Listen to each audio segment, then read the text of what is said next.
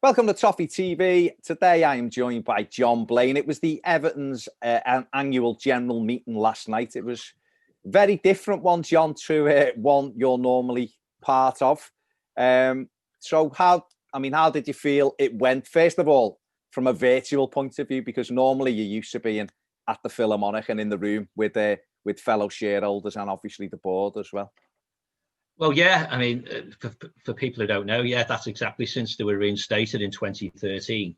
They've all been at the Philharmonic, which is obviously a huge theatre, and you can sit down and they're on stage and all that good stuff. And obviously because of the pandemic and, social distancing and all that. And my job at the Shareholders Association, we spoke to the club many months ago now and said, well, go ahead anyway, let's do it virtually. And that's what happened. So I think the online format worked well, to be honest. Yeah. And fair play to the club for doing it. Yeah, it worked. We all know what it's like with streaming and of games and everybody getting all the fume about the technology failing. But I mean, I'm sure there was handfuls of people who had a bit of a challenge getting on. But I think more than 400 people registered for the event. So if they all turned up, then it will have been probably the largest attended general meeting in a long time. And there was 6 or 7 countries where people attended from who wouldn't get to attend, I guess, because they're many thousands of miles away, if it had been live and in the room at the Philly. So yeah, it was good. I think so. Yeah, I was just going to say that it gives people, shareholders who are from other countries and live abroad and work abroad or whatever, give them the opportunity to. Well, you don't even have to live abroad. You know how many people, normal working people, if you will, can travel up to London, from London or down from the northeast or whatever, because fans and shareholders are throughout the country. And it's always at 6 o'clock on a workday week and that sort of thing. Yeah. So it really increases inclusivity and stuff like that. And one of the benefits I said to the club when I was promoting the idea was just that people who wouldn't be able to attend could now. But obviously the international element is just a whole new opportunity. It really is cool. Yeah, definitely. Obviously there was a format. We had Bill Kenwright that spoke about, Denise Barrett-Baxendale, our CEO, Sasha Ryantsev, finance director. We heard something from Marcel Brands and obviously Carlo Ancelotti as well.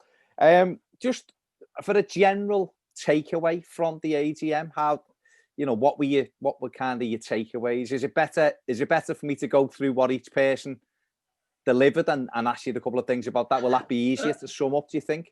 Well, maybe. I mean, later today I'll be recording an Everton Business Matters, and I think you said when we were chatting before, maybe that'll get a bit more heavy. Yeah. Yeah. But that'll get heavy perhaps towards the financial side, which is the things Sasha would have said. Yeah. Happy to talk about those because some of those do cross over into the sporting side, particularly we talk about financial fair play and things like that. Denise, of course, as chief exec, gives that very overarching view of the State of the Union, where we're at, the impact COVID has brought, where we're at on the stadium and the like. You talk about Marcel Brands, who was good again, but there was also an interview with Carlo Ancelotti. So ask anything you like and I'll just try and lead you in the right direction. But I think the guys who watch this might be most interested, of course, might be in what Marcel and Carlo said. Yeah. And then Sasha in relation to, regulations and things. Yeah, definitely. But first, before we get to there, I mean, obviously Denise spoke about the impact of COVID. I think when me and you had a chat in December about this, the upcoming AGM, and we spoke about the Everton had just posted the losses and 67.3 million or whatever it was attributed directly to the impact of COVID. And it has been difficult for the club, as well as obviously every other club as well. But it has been a difficult year, hasn't it, John, really, because of COVID and incurring losses like that maybe the club weren't expecting to over the past 12 months. Yeah, I do. And I think if you look at the accounts or if you do that from or the financial position, which clearly Denise touched on, and then Sasha went into in more detail. I mean, without sounding too dramatic, there was no great, it was drama free, that part of the meeting, because as you say, the club did this year get the accounts out shareholders were able to see them before the meeting, which didn't happen last year, of course. Yeah. So if you want to think of it as the bad news was already out there, Yeah. But yeah, COVID has had an impact. I think Everton have tried to treat it in the right way.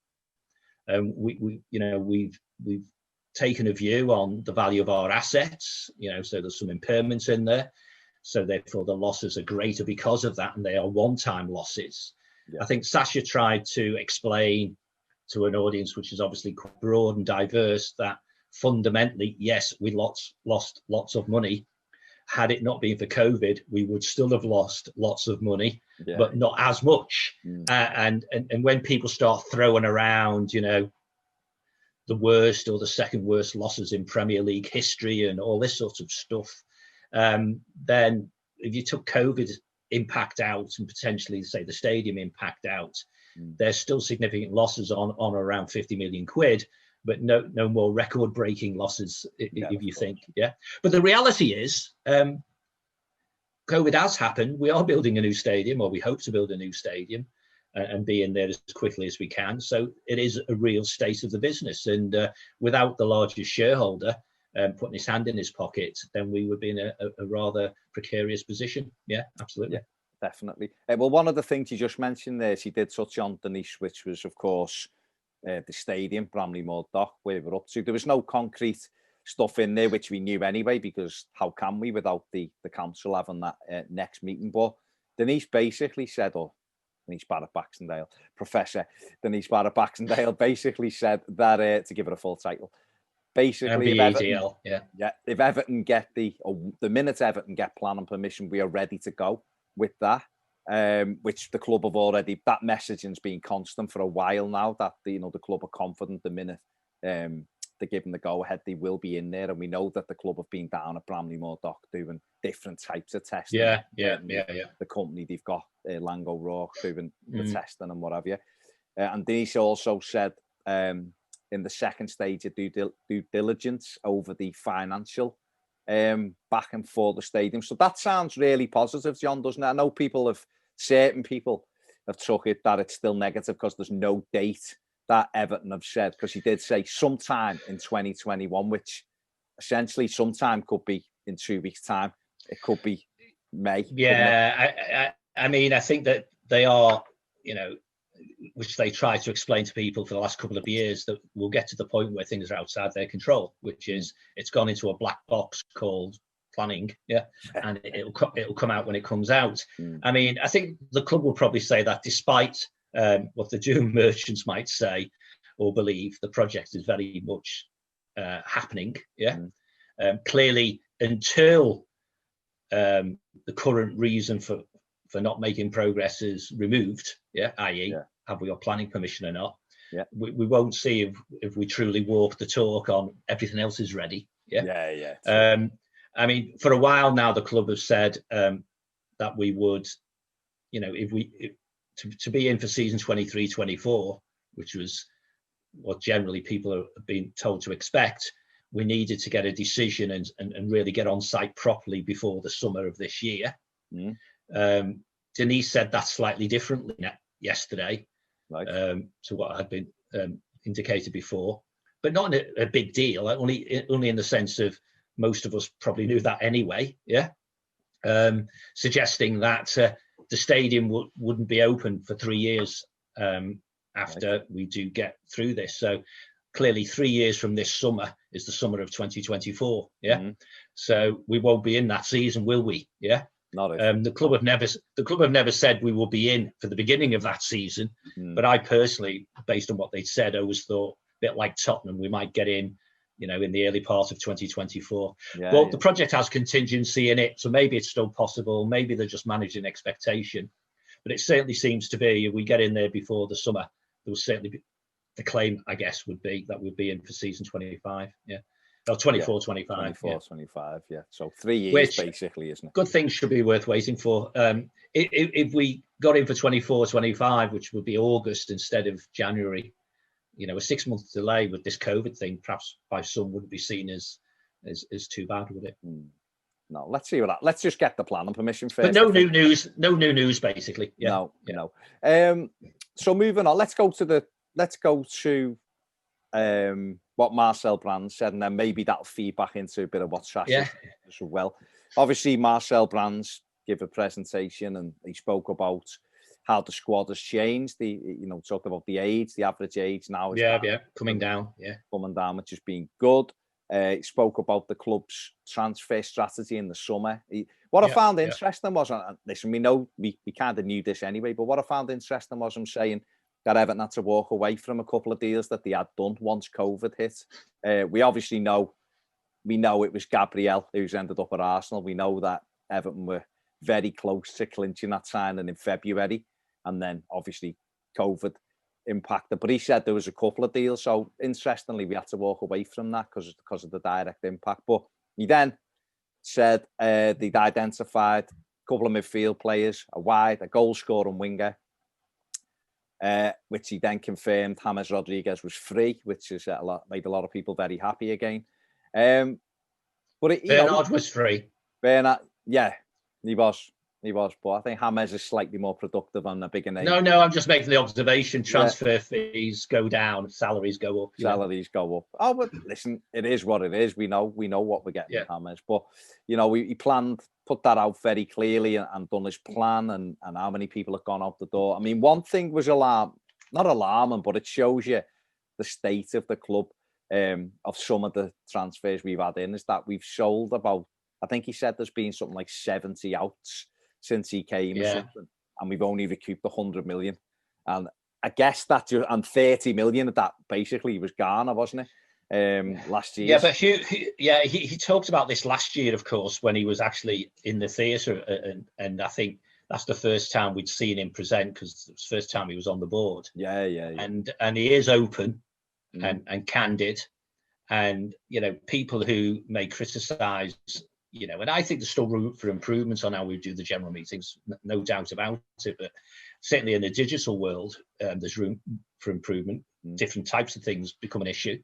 But it was a really good start to doing it this way. Yeah. But let's not lose sight of the fact. I can't imagine any other football club, never mind a Premier League one, doing what was done yesterday. And if they're listening, they just do want to prove us wrong, so to speak. Yeah. And certainly a sporting director standing up and telling us how it is like that is pretty amazing. And I've asked the club, are they going to share the videos with that would, because much of this was pre-recorded. Yeah. Are they going to share the videos, which are no doubt are floating about in the world already? Yeah, because people will have done it on their phones and God knows what else. Yeah. Are they going to share the videos? And they don't know yet, because it's only just happened last night. Right. But I think fans and fans, maybe journalists as well, I suppose, but they've probably seen them. But fans would probably love to see what Marcel said, and indeed what Carlo said, because Carlo was a brief interview with Carlo as well, which you might want to talk about later. Yeah. But he told it from the hip. He told it in a typical Dutch way, no drama, factual. And as you say, those messages are, this COVID thing made us walk away from deals. Since he's turned up, we've done a huge volume of deals. He did also, by the way, and you won't have seen any of this yet, I guess, some of the slide where he did some, maybe, was it Marcel or was it Sasha? I can't remember. It doesn't really matter. Somebody did some slideware which showed, how much we spent compared to others and how much we brought in compared to others. Yeah. And whilst neither of them necessarily what we really wanted to do, because obviously we walked away from some deals and we haven't got rid of offloading, is the phrase. Offloading is the one, yeah. Yeah. So we haven't offloaded some of the players we want to offload. What we have done basically is we've spent less than others and we've recouped more than others. Yeah. If you take the tops out, the Chelseas who burnt money. And I think in the round he was saying we're doing a good job and we are where we want to be. Yeah. He did, I know he said that Sheffield United had a bigger net spend than Everton. So yes, as you know, Everton Business Matters, we're not great fans of net spend because, if we're paying James £250,000 a week, then the fact we got him on a free transfer might not make much difference to the account, might it? But having the £250,000 a week and a transfer fee would be hugely punitive. So, and that's what fans need to understand, really, that these guys are juggling, particularly around financial fair play and those sorts of things. You know, the difference between bearing amortization costs and salaries and so on. And I think I've done like 2 blogs in my goddamn life. I know some people do 2 a week, but I did one a long time ago about when Lukaku was going and how much we could afford to pay him per week, because it would be cheaper than buying a player and suffering the, you know, £25 million player costs you 100 grand a week, you know, in amortization costs, you know. So you could say, well, let's just give the player 100 grand a week extra and not pay a transfer fee. And, you know, and that's where the James type deals can be done, I suppose. But yes, sorry, I'm talking too much. Go. No, but that was, I mean, one of the, I mean, I do like the way he says we'll be looking for some players to pursue their next step in their careers. In other words, off you go. Other possibilities at other clubs. And I think everyone listening and watching this will know who's at the top of that list, you know. So definitely. I mean, he done his 2 players for every position slide, didn't he? And where where people fitted him. But one thing that I know it wasn't up very long, so you couldn't particularly analyze it. But it'll be what we know anyway. We know who plays. It will, won't it? So And he said he wants a squad of 24 players ideally, which is 2 players. I think last year, he said a squad of 23, 24-ish, for the obvious reasons of what you just said, perhaps an extra goalie, but 2 players on all the other positions. And the squad's 27, so he did say last night it's bigger than they want it to be.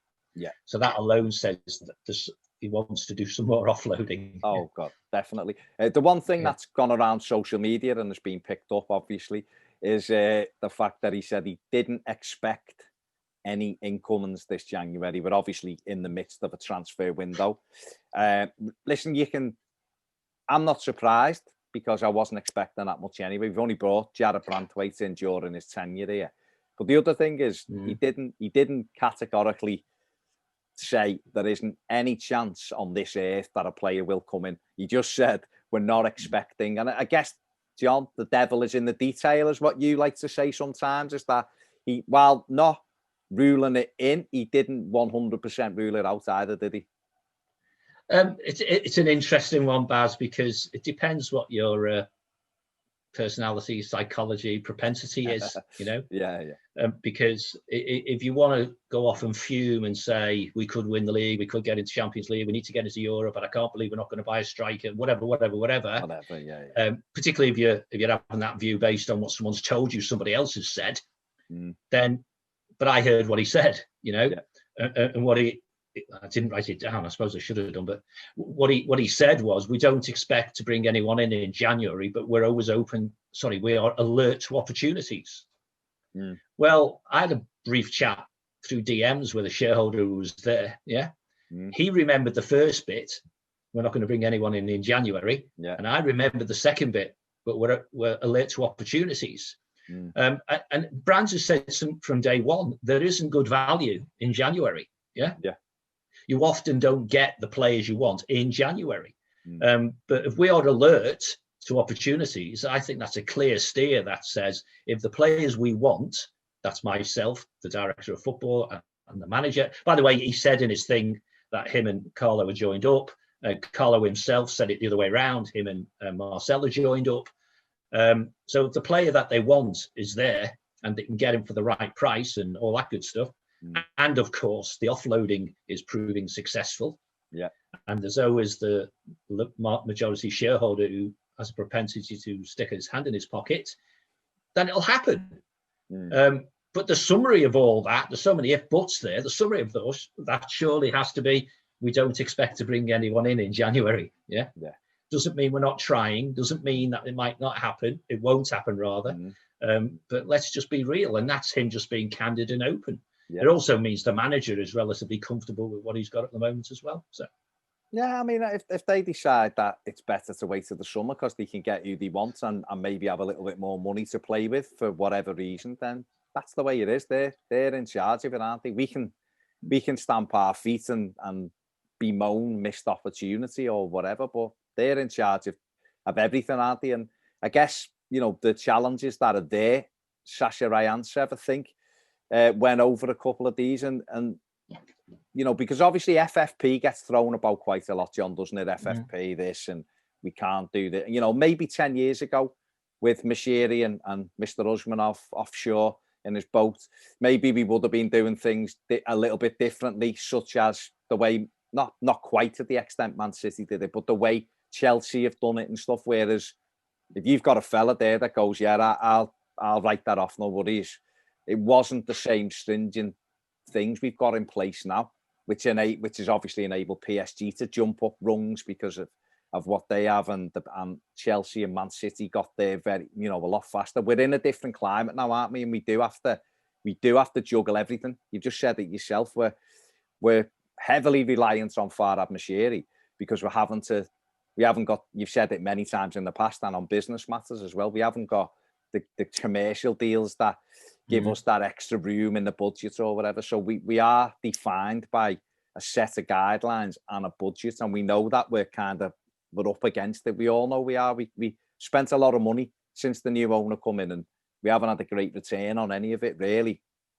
But with FFP... Sorry, just interject for a second, because go on.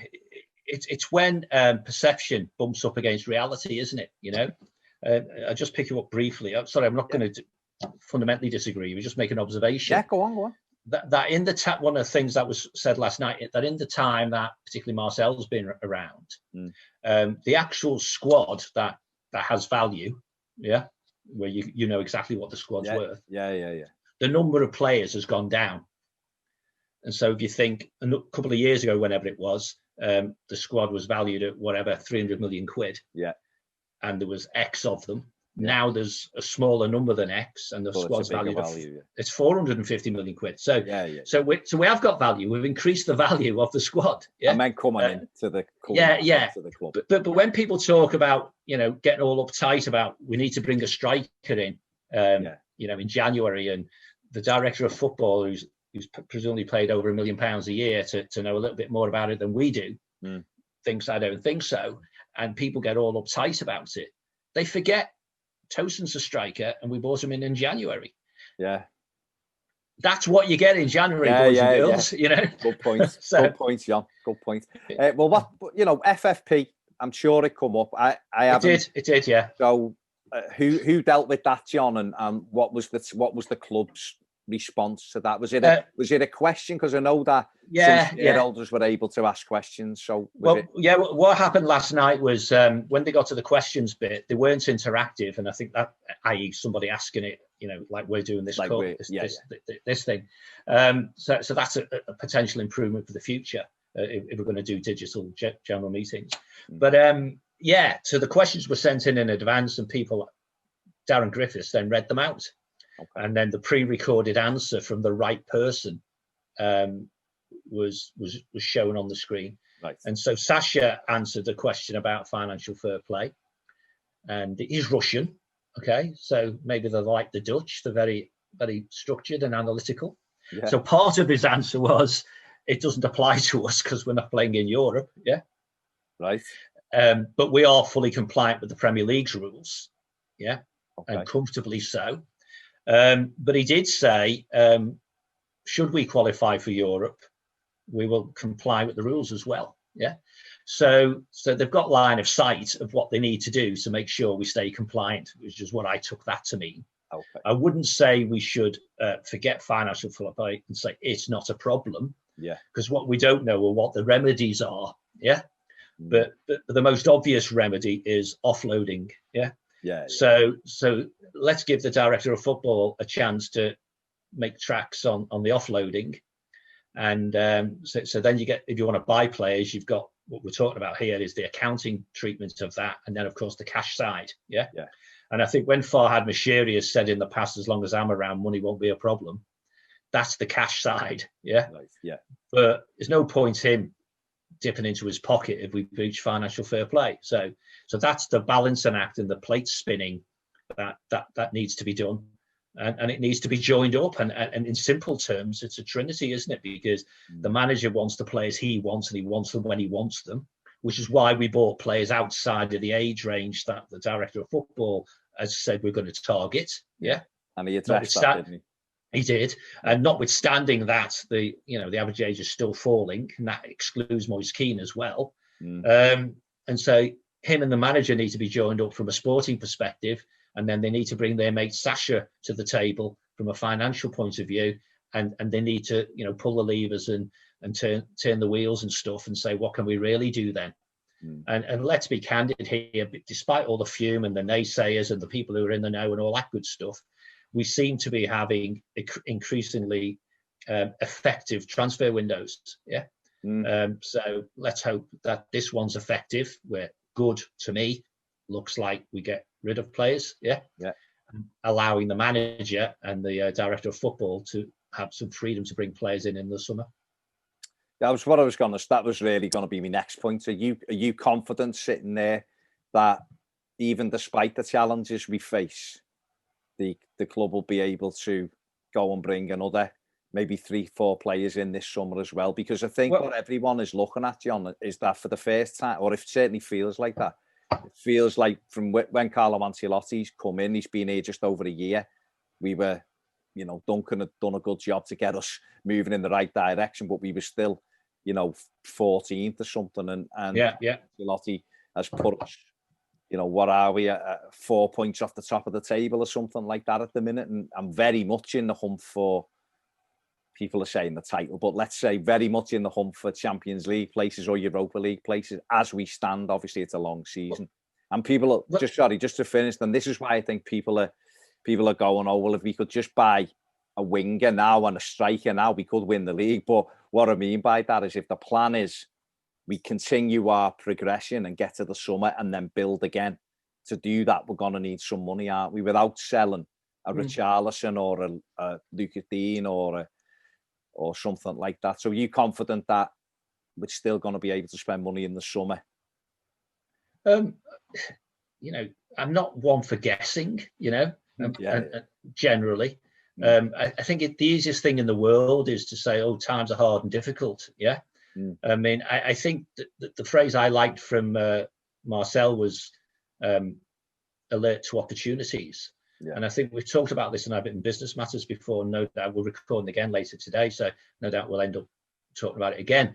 If our board is joined up and we've got clear understanding of how decisions are made and what we're capable of and so on, then this is perfect environment to take advantage of circumstances, because there will be clubs who need to sell as well, and they might want to sell at X and we might want to only pay half of X. And so as ever, these things, and it'll work the other way around in the offloading game, I mean, it's pretty clear, I guess, to me, players like Tosin and I'm talking about the ones around the squad now, not the Balassis who are held at arm's length, but players like Tosin, John Joe Kenny, Bernard, they could all go in January. And if they did all go in January, then we would I think that that's a good January. Because fringe players have gone, minimally the wages have come off and so on, and hopefully we get a bit of a transfer fee and that sort of stuff.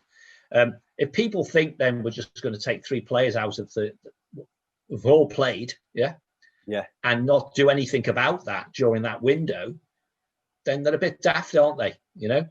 So it's ifs and buts. And so I think that they'll balance the books in the right way.